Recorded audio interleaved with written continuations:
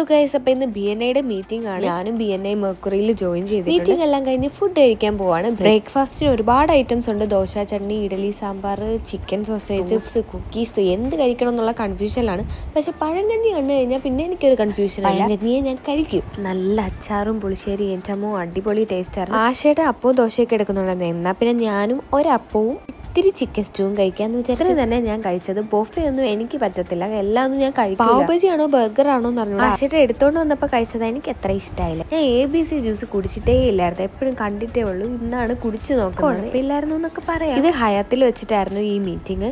ഇത് കഴിഞ്ഞ് നമുക്കൊരു ട്രെയിനിങ്ങിന്റെ മീറ്റിംഗ് ഉണ്ട്. അത് SFSC വെച്ചിട്ടാണ്. അപ്പം അങ്ങോട്ട് പോകാൻ റെഡിയായി പോവാണ്. അവിടുന്ന് വൈകിട്ട് സ്നാക്സ് ഉണ്ടായത് സമൂസയും പഴംപൊരിയായിരുന്നു.